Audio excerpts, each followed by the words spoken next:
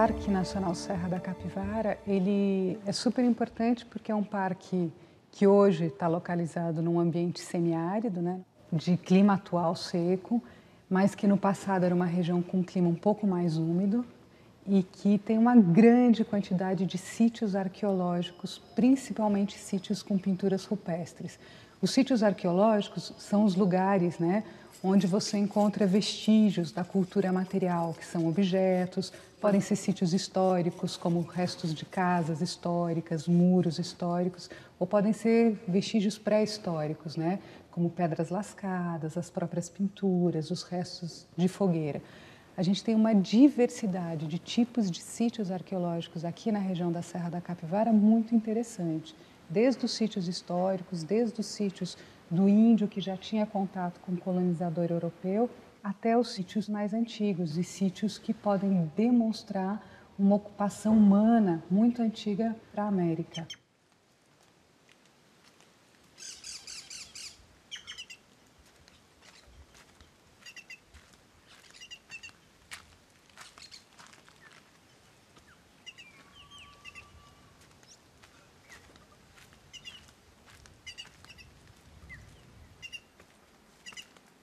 Meu pai, ele dizia que eram uns índios, uns caboclos bravos que tiveram aqui milhares de anos atrás, não é? Que esse homem era caçador, que nesse tempo não tinha ferramenta. Eles usavam era pedra lascada. E o animal que eles pegavam lá no mato, que chegava naquela toca, eles desenhavam ele, por exemplo, o capivara, ema, veado gaíra, que não tem mais, mas nesse tempo tinha, não era?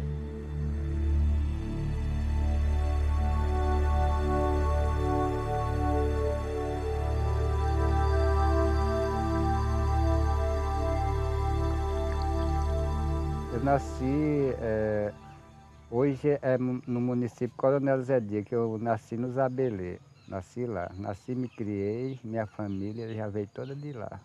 Tinha 10 anos de idade, quando eu lembro a primeira vez que eu vi as pinturas nas pedras, nas serras. A reação que eu tive não foi tanta, porque eu não tinha conhecimento daquilo, achei que aquilo podia ser qualquer uma brincadeira. Eu nunca pensei de ser uma coisa tão importante como hoje é importante aqueles garatujinhos nas pedras para muitos e muitos, até para os outros países fora do Brasil, aquilo é muito importante.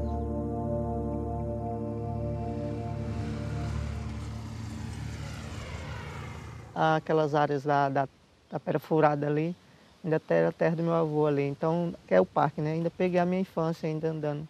Uma das vezes eu perguntava ao meu avô, né? Quem deixou aquelas pinturas? O que eram aquelas pinturas, né? Aí ele disse, eu não sei, meu filho. A gente chegou aí, né? Botou a roça, já tinha essas pinturas. Nós já achamos que são os índios caboclo brabo que deixaram aí essas pinturas. Né? Mas a gente não sabia, eu mesmo não sabia do valor que ela representava, né? E que era de civilizações bem atrás do índio que meu avô falava que era deixado por eles, né?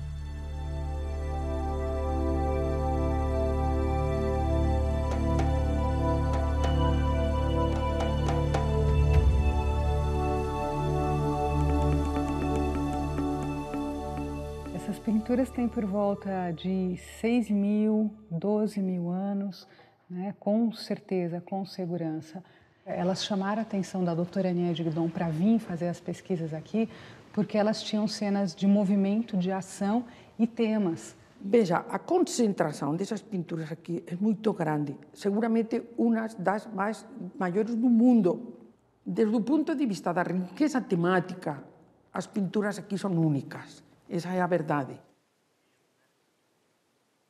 Há também no norte da África, na Argélia, também pinturas que parecem as da Serra da Capivara, porque, claro, se repitem as temáticas, que é isso que esses homens faziam, não? Caçavam, lutavam, amavam e morriam. A temática é um elemento que recuperamos. Recuperamos incongruências que têm um peso muito importante, porque se constituem em marcadores. nos permite informar interesses. Muitas vezes, quando se encontra cenas reconhecíveis, que são cenas, por exemplo, de agressividade, de luta, todo isto, evidentemente, nos dá informações, mas daí a poder refazer a história, não é possível. É possível ter uma ideia do que era importante para esses grupos humanos. Só que a gente não tem o significado, a gente só tem o desenho, só o signo. Agora, o que sim podemos fazer é estabelecer hipóteses, não? Explicações tentativas e buscar a maneira que as respostas sejam o mais confiáveis possíveis. E como fazemos isto? Com o aporte de diversas disciplinas. Montamos uma quantidade de informações que estamos buscando juntos, ou seja, a pesquisa é construída conjuntamente. Não são atomizados e vamos juntando resultados. Não, nós trabalhamos juntos. Alors c'est une des plus riches réserves en sites préhistoriques. Ils sont très nombreux et c'est quelque chose qui est d'une richesse et d'une densité qui sont très rares, même au niveau mondial. A doutora Niede foi trabalhar num dos sítios que é o sítio estrela assim, do parque, que é o Boqueirão da Pedra Furada. Ela foi trabalhar nesse sítio porque esse sítio tinha um painel com 1.100 desenhinhos, né, 1.100 grafismos, e ela queria contextualizar esses grafismos. Ela nunca imaginou que escavar aquele sítio gerasse uma série de perguntas a respeito de datações muito antigas para a região, né, do interior do Brasil, assim, do interior do Piauí. E ela acabou encontrando fogueiras, né, de 32.000 anos e fogueiras mais recentes também. Cette mission archéologique qui est la nôtre, elle est due aux premières découvertes réalisées par Nied Guidon il y a une trentaine d'années sur le site de Boqueiro da Pedra Furada. Elle recherchait des peintures, elle travaillait sur les peintures. Et à Boqueiro, elle a eu la surprise du siècle, et on peut dire comme ça, car la stratigraphie, elle a commencé à 1 mètre, 2 mètres, 3 mètres, 4 mètres, 5 mètres. Et au fur et à mesure qu'elle descendait, elle continuait à trouver des vestiges humains. Alors là, tout de suite, il y a eu une interrogation, parce que c'est très rare de retrouver des stratigraphies longues, et cela signifie en général que l'occupation est ancienne. Les datations sont venues confirmer cette origine ancienne, puisqu'elles ont donné un âge entre 30 000 et 40 000 ans, voire plus pour certaines. C'est un travail exceptionnel qu'elle a fait. Elle a tout simplement trouvé les plus anciens de tous les Américains, de toutes les Amériques, ici. Isso daí gera uma polêmica muito grande, porque a princípio se acreditava que a ocupação da América era uma ocupação muito recente, no máximo há 20.000 anos, quando formou uma ponte de gelo lá na Beríngia, no Estreito de Bering, unindo, né, a região da Ásia com a região da América. Quando a doutora Niede encontra datações mais antigas que isso, começa a ser questionada, né, a teoria de povoamento da América, que seria uma região que teria sido povoada pelos grupos humanos em épocas muito recentes. Donc, quand ces données ont été obtenues, elles ont provoqué un émoi dans la communauté scientifique. As datações em América do Sul são mais antigas que a América do Norte. São. Só que isso é muito mal aceito. Il était impossible de retrouver plus vieux parce que les plus vieux vestiges en Amérique du Nord étaient de l'ordre de 12 000 ans. Donc, comme on imagine qu'ils sont passés par l'Amérique du Nord et l'Amérique centrale avant d'arriver en Amérique du Sud, on ne devait pas trouver de sites plus anciens de 12 000 ans en Amérique du Sud. Et là, patatrac, 30 000, 40 000 ans. Aí começa a se tentar verificar, né, a questão das idades, das possíveis rotas, né, de deslocamento desses grupos humanos para a região da América. E aí as pesquisas daqui vão indicar que realmente Bering há 20.000 anos foi, sim, né, uma ponte biogeográfica de deslocamento desses grupos humanos, mas que, né, muito provavelmente não foi a única ponte nem num único período. E aí começa a se questionar, né, onde é que estariam os sítios mais antigos da América, porque ele não pode estar no meio do Piauí, né? Os grupos humanos têm que ter se deslocado de algum lugar, norte, sul, leste, oeste, para chegar até a região do interior do Piauí.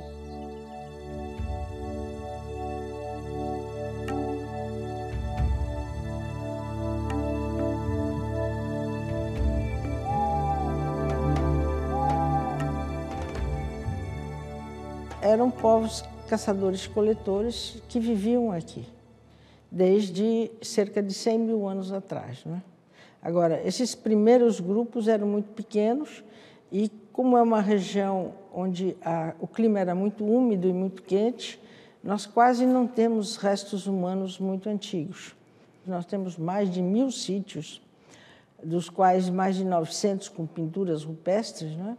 Então, isso permite um estudo detalhado de toda a parte da tecnologia, do lascamento das pedras, o aparecimento da cerâmica e como eles foram evoluindo tecnologicamente durante todo este tempo, não é? Agora, estamos fazendo pesquisas de DNA para ver se conseguimos definir a origem desses homens, mas tudo indica que eles vieram da África, porque há cerca de 130 mil anos a África passou por um período de seca muito grande e as pessoas saíam para o mar para procurar comida. E os ventos e as correntes trazem aqui para o norte, para a região de Parnaíba. Existem correntes que chegam aí, existem correntes que chegam no litoral da Bahia, trazendo da África para cá, né?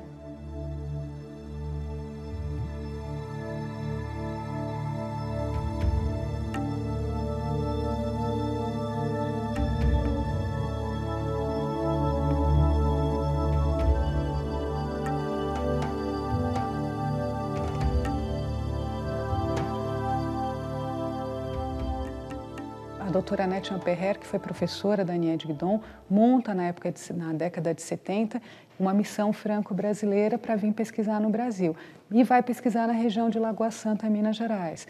E a Nied insiste que quer vir pesquisar na região do Piauí. A professora Annette encontra, né, esqueletos muito antigos também na região de Lagoa Santa e depois esses esqueletos vão ser pesquisados pelo professor Walter Neves e vai verificar que o tipo do crânio dos esqueletos, dos que tem em Lagoa Santa, é muito mais parecido ao crânio, né, dos australianos e dos africanos do que ao crânio do índio americano que estava na América quando o europeu chegou. Na região da Serra da Capivara a gente tem um crânio semelhante ao pessoal que o professor Walter Neves estuda, né, do povo de Luzia, de Minas Gerais, de Lagoa Santa. A gente tem um crânio alongado, né, muito importante também, que vai demonstrar que não só o descendente do mongoloide asiático com crânio achatado, que é o índio americano, chegou na região da América, mas outros tipos, né?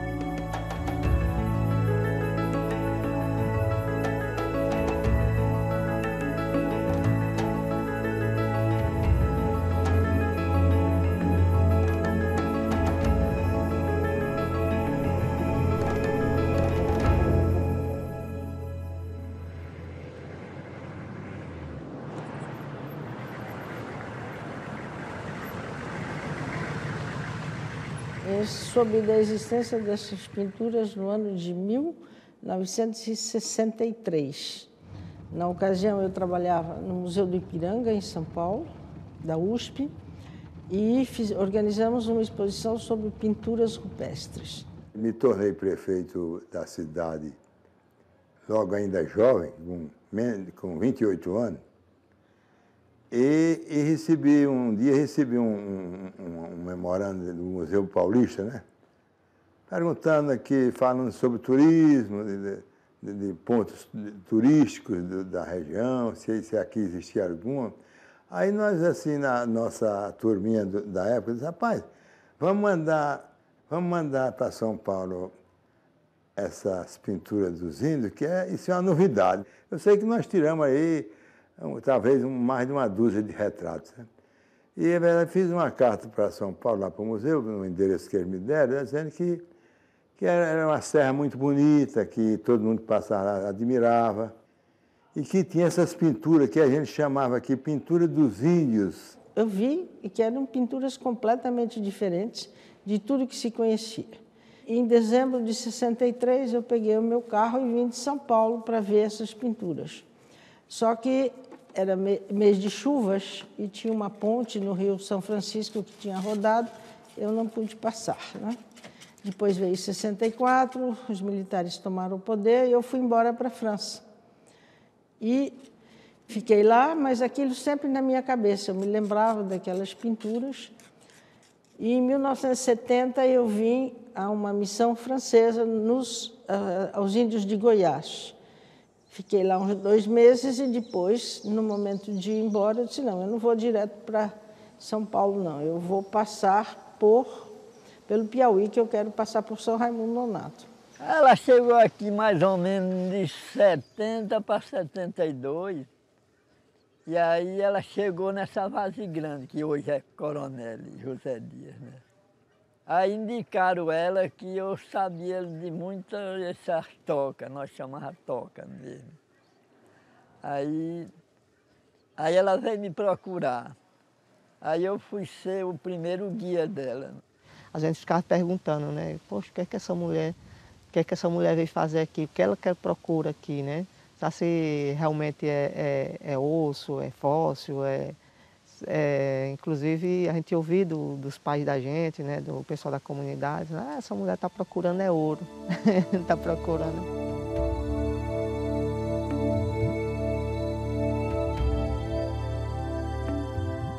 Bom, esse processo, né, de pesquisa, criação do Parque Nacional já tem praticamente 40 anos. Quando foi criado o parque, quer dizer que o Zabelê ficou sendo o coração do parque.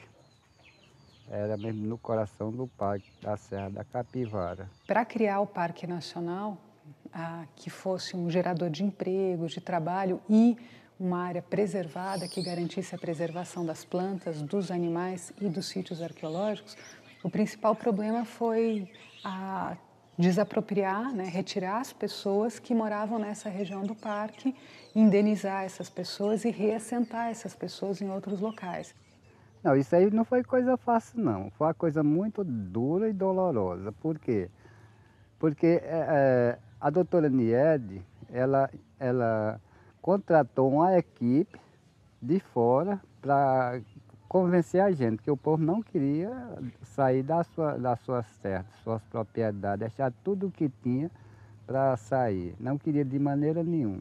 Isso era poucos que queria. É um parque nacional, federal. Então, o governo federal tinha que indenizar a todos. Então, o que nós fizemos? Nós fizemos o levantamento de todas essas pessoas e passamos ao governo federal.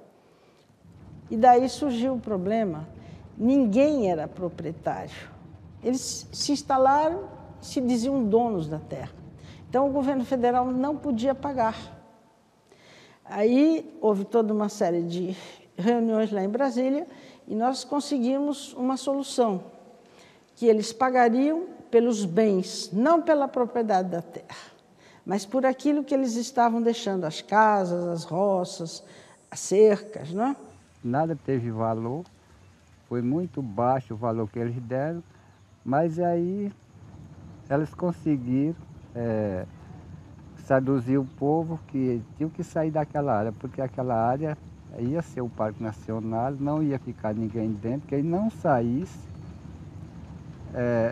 por bem, tinham que sair por mal, mas ia sair de dentro da área. Nós fizemos o levantamento e fizemos de maneira que o preço dessas coisas cobrisse o valor daquela terra, para eles poderem comprar outras, entende? Naquele tempo o povo não tinha conhecimento das leis, não sabia o que era lei, aí se assujeitaram a sair. Então, dessa maneira, eles foram indenizados. Quer dizer, a situação é uma situação com muitos problemas, mas não é responsabilidade do governo. Isso não era uma situação muito difícil, que, aliás, até hoje ela existe. Hoje está com 26 anos que nós saímos de dentro da área do parque. Esse povo não sabia trabalhar na cidade, só sabia trabalhar em roça. Então, quando nós chegamos aí, foi difícil demais. Então, a raiva dela cresceu por essa... Se ela tivesse dado um serviço logo para todo mundo, botar todo mundo para trabalhar, arrumado a terra, não. O povo... A comunidade, ela não perdeu as casas, a comunidade do Sítio do Mocó, perdeu algumas roças que existiam no parque, né? Então, assim, a aceitação dela foi bem melhor do que outras comunidades. Ao mesmo tempo, ela amenizou esse sofrimento, assim, da perda, né, das terras, porque ela foi dando serviço, foi dando trabalho, né? Foi dando trabalho para pessoas para ajudar nas escavações, foi dando trabalho para uma pessoa para abrir uma trilha ali. Quando o parque foi idealizado, a doutora Eniede idealizou para que tivesse, no mínimo, 200 funcionários trabalhando dentro do parque, fora os outros serviços, né, indiretos em relação ao Parque Nacional. E, infelizmente, nem o ICMBio hoje, né, que é a instituição responsável pela proteção e manejo do parque, nem a Fundação Museu do Homem Americano, que é a instituição que tem a cogestão do Parque Nacional, conseguem absorver toda a mão de obra, né, que precisaria de emprego na região, todas as pessoas que foram impactadas com a criação da unidade, com a criação do parque. A outra coisa que eu também não concordo é que nós moramos lá durante muitos anos, ou um século, que eu posso dizer que nos anos passados já tinha mais de um século lá, morando lá, o cemitério lá é muito grande já. Então, nós, para visitar o nosso antepassado, nós precisamos ir no IBAMA, tirar uma licença e ter o acompanhamento para ver se nós tocamos em alguma coisa dentro da área do parque. Eu não acho isso que seja certo de maneira nenhuma. Eu sou revoltado com essas coisas.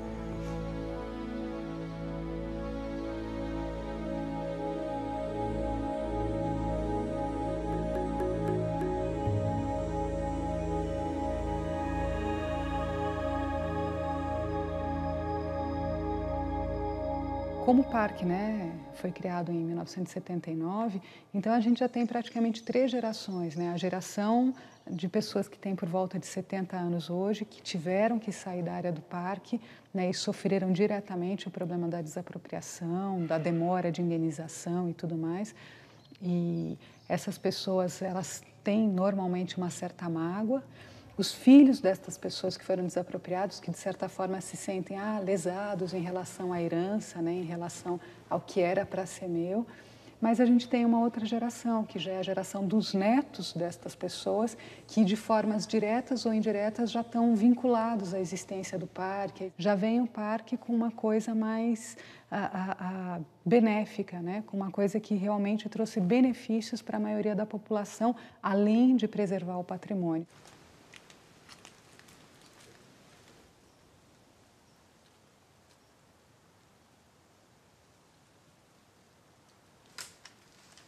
Quando ela chegou aqui, não tinha estrada, não tinha energia para aqui. Esse terreno aqui foi o que a doei para uma escola que ela arrumou uma escola na Itália. Teve uma escola, ensinou muita criança aí.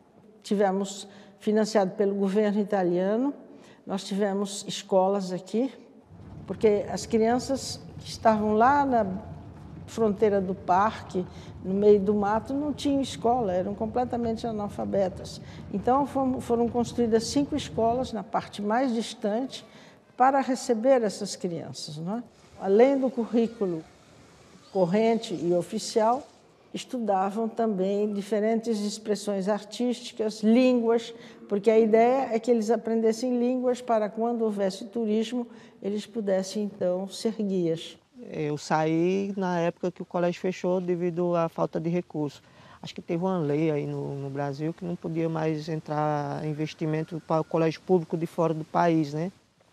E o então ministro da Educação, Paulo Renato, me chamou em Brasília e disse, olha, as escolas estão lá, estão funcionando.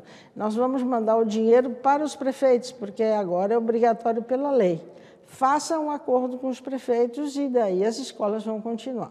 Aí ela teve um convênio com a prefeitura de Coronel, né? E a primeira coisa que o município fez foi tirar o tempo integral, tirar os professores preparados pelo pessoal lá de São Paulo e colocaram pessoas daqui mesmo. Quer dizer, que as pessoas eram daqui, mas colocaram outras pessoas que tinham algum laço partidário com eles, né? De repente, quando mudou para o município, se mudou toda a forma de trabalho, né? Então foi um projeto que funcionou muito bem durante 11 anos e depois acabou.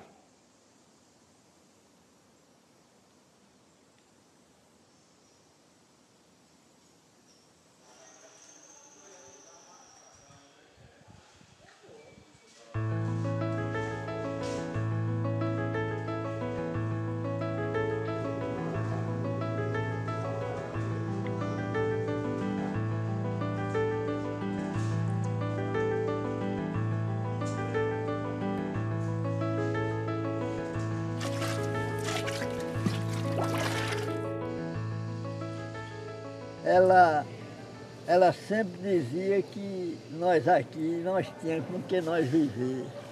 Nós é quem não sabe aproveitar uma cerâmica dessa. Nós não tínhamos condições de formar uma cerâmica dessa. A cerâmica, nós tivemos o apoio do Banco Interamericano, nós trouxemos um professor da Itália, um do Japão, ensinaram as pessoas daqui a fazer essa cerâmica. E depois, então, quando começou a funcionar bem e a se transformar em algo comercial, nós então passamos para uma pessoa que é hoje a proprietária da cerâmica que explora aquilo, não é? Dentro das mesmas bases que nós tínhamos. Ela ajudou muito o pessoal e vive ajudando, porque tem talvez umas 300 pessoas mais dentro do parque, tudo ganhando dinheiro por causa dela.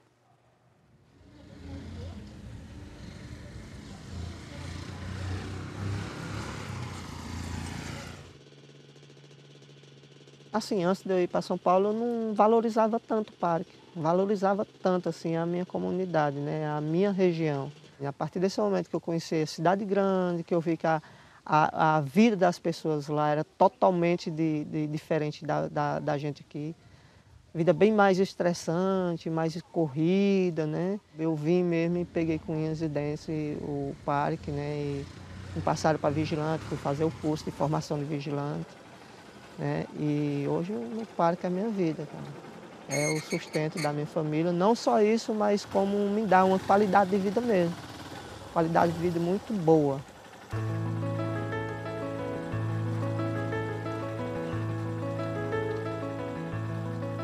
Em 91, face a tudo o que havia sido descoberto, as datações dessas pinturas e tudo, a Unesco declarou o parque um patrimônio da humanidade.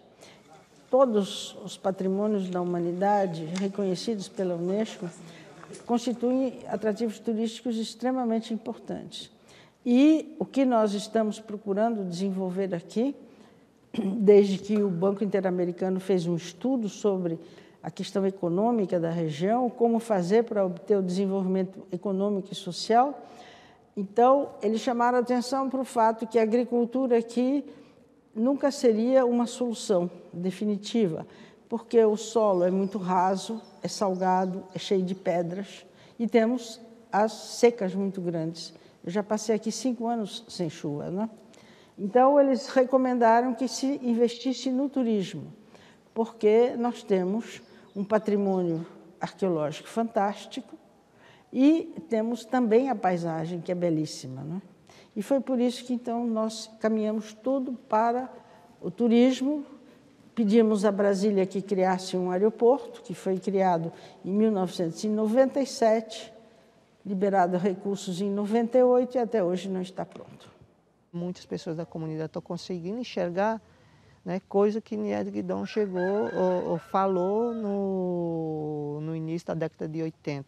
O turismo ia trazer tanto a geração de renda, né, de manutenção do parque, tudo, ele ia gerar renda, né, como o turismo ia trazer benefícios e continuar essa geração de renda, né?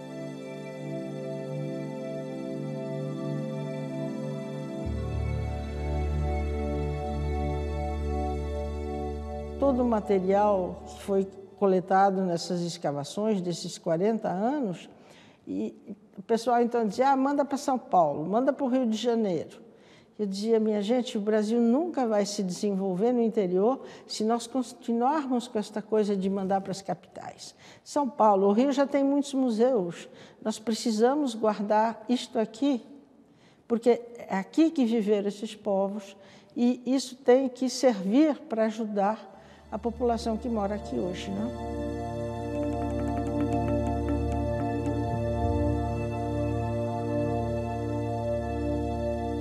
O trabalho, os empregos, nós sempre demos para pessoas aqui da região, né?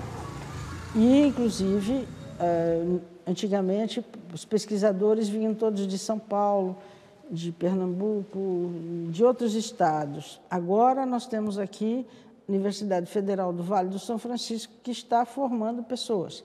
Há um pouco mais de 8 anos atrás foi criada uma graduação de arqueologia, mas o que é interessante aqui é que a gente tem um curso de arqueologia da Univasf numa região que tem um potencial arqueológico fantástico e o que permite principalmente formar pessoas que moram aqui, tanto na região de São Raimundo Nonato, Coronel José Dias, como em outras cidades próximas, né, do entorno do Parque Nacional. Eu imagino os meus filhos, né, tendo uma formação que venha trabalhar do parque, né, porque o parque ele é multidisciplinar, tem várias formas de se trabalhar, né, eles terminar a universidade. Eu acredito que hoje a maior parte da população enxerga o Parque Nacional Serra da Capivara, a Fundação Museu do Homem Americano, como instituições, né, extremamente importantes para as pessoas, para a região, né, do semiárido do Piauí.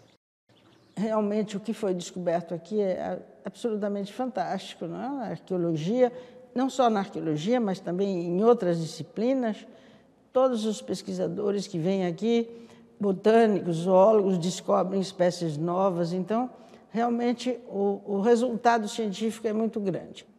C'est un parc qui a préservé plus de 1500 sites archéologiques et en cela c'est quelque chose d'exceptionnel sur un plan du patrimoine, conservation du patrimoine et des recherches.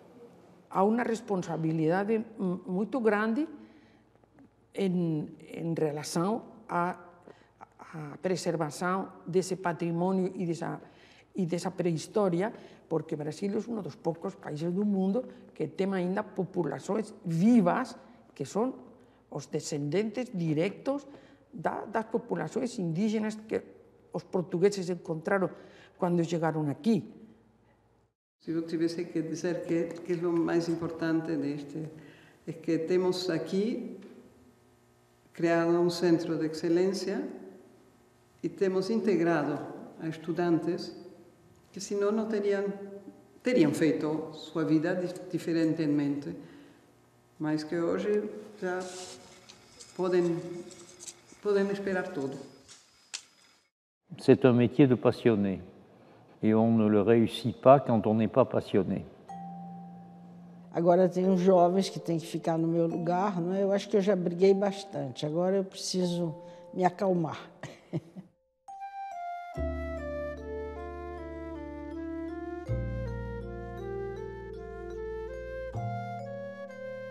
Tantas coisas que marcaram minha vida, eu acho que realmente primeiras pinturas que eu vi me marcaram mesmo, que eu nunca mais as esqueci, não é? Fiquei atrás de uma maneira de vir estudá-las.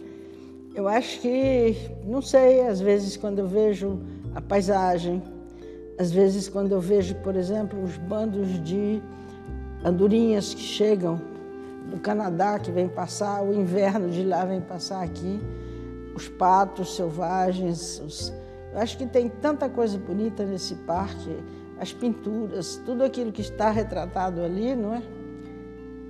Eu gosto de tudo. Mas, por outro lado, foi bom porque está preservando a mata, está preservando os animais, está preservando tudo aquilo que tinha. Porque muitos deles já estavam até em extinção. Então isso é muito bom para a nova geração. Nós devemos o parque o que já tem feito, o que já tem sendo estudado e tudo, nós devemos a professora Nélia Guidon. Ela se tornou uma entusiasta, ela se tornou, o parque hoje é a vida dela. Depois que ela chegou aqui, nunca me faltou um ganho de nada, né? Porque sempre, ainda hoje eu faço caminhada para ela, que ela gosta de dizer que eu sou o guia dos pesquisadores. Porque o avaliamento que eu faço com a doutora Niede, eu sempre digo, a mulher é muito corajosa, muito trabalhadora, ela tem assim ela é uma pessoa que ela sonha muito alto, ela é uma pessoa que enxerga muito distante. Então, eu mesmo, da minha parte, eu dou 10 para ela, porque ela é batalhadora.